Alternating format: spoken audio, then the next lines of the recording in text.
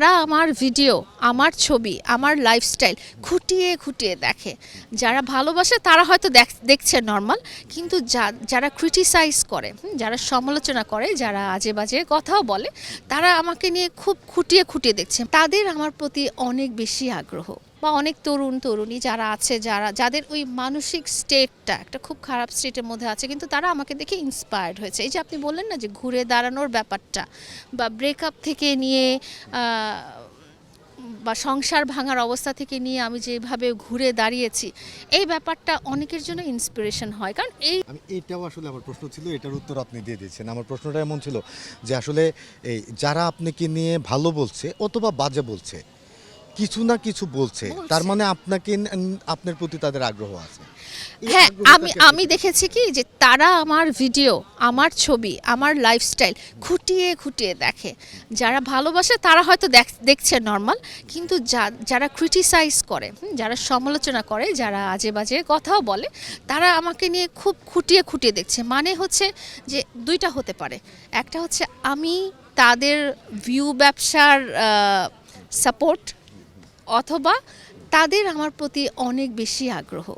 হ্যাঁ, এই জন্যই তারা এত খুঁটিয়ে খুঁটিয়ে দেখছে, এবং এটা নিয়ে সমালোচনা করার মতো একটা ভিডিও বানাতে হলে তাদের একটা প্রিপারেশন দরকার। তারা কিন্তু বিশাল সময় পার করছে আমার প্রতি। তো আমার ফ্যান ফলোয়ার যারা আছে তারা তাদের চেয়ে হেটার্সটা বেশি সময় দিচ্ছে আমার প্রতি। তো I think which is also good, I appreciate that. এটাকে পজিটিভলি ব্যবহার করার কোনো আগ্রহ আছে কিনা? হেটার্সরা যেভাবে আমাকে প্রমোট করছে, এবং ফলোয়ার্সরা তো করছেই, ফ্যান ফলোয়ার্স যারা করছে, আমার ধারণা যে আমি আমি তো আসলে যেটা করি, ভার্চুয়াল প্ল্যাটফর্মে লাইফস্টাইল ব্লগগুলো করি, লাইফস্টাইল ভিডিওগুলো করি, বা ফ্যাশন রিলেটেড বা ব্রাইডাল শ্যুট আপনি যেটা বলেছেন, বা প্রমোশন রিলেটেড করি। হ্যাঁ, তো আমি কখনো দেখবেন না নেগেটিভ কিছু প্রমোট করি, লাইক ড্রাগস বা ভায়োলেন্স। হ্যাঁ, এগুলোর ঘোর বিরোধী আমি। হ্যাঁ, এগুলো আমি কখনো প্রমোট করি না। আমি এমন কিছু প্রমোট করি যেটা নারী বান্ধব বা শিশু বান্ধব। হ্যাঁ, আমি সবসময় যে জিনিসটা প্রমোট করতে থাকি, তখন আমি চিন্তা করি যে একজন কিশোরী, হ্যাঁ, একটা অ্যাডোলেন্স টাইম বলে একটা টাইম আছে, যে সময় কিশোরীদের মন মানসিকতাটা অনেক ডিফারেন্ট হয়ে যায়।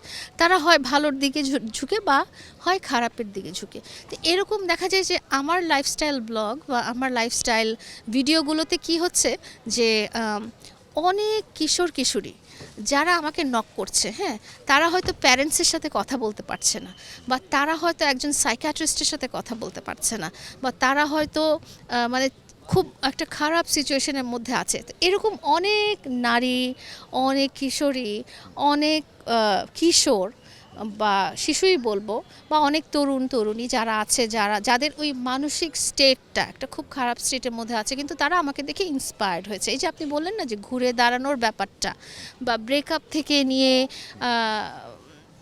বা সংসার ভাঙার অবস্থা থেকে নিয়ে আমি যেভাবে ঘুরে দাঁড়িয়েছি, এই ব্যাপারটা অনেকের জন্য ইন্সপিরেশন হয়। কারণ এই ধরনের আসলে ইমোশনাল যেই রিলেশনগুলো সবসময় ওয়ার্কআউট করে না, এবং এটা নিয়ে দেখবেন যে ভালোবাসার ভাঙাচোরা বা সংসার ভাঙাচোরা নিয়ে সুইসাইডাল অ্যাটেম্প্ট পর্যন্ত করে ফেলে মানুষ। তো এখানে যদি একটা মানুষ যদি কাউকে ইন্সপায়ার করতে পারে, বা কারো মানসিক শক্তির কারণ হয়ে যেতে পারে, যেটা আমি ফিল করি যে আমি এরকম অনেক কিশোরী তরুণীর মানসিক শক্তির উদাহরণ, তো যেটা আমার কাছে অনেক বড় পাওয়া। এবং আমি আসলে এটা নিয়ে কাজ করতে চাই যে একটা সংসার ভেঙে গেলে বা একটা ভালোবাসার সম্পর্ক ভেঙে গেলেই জীবনটা আসলে শেষ না।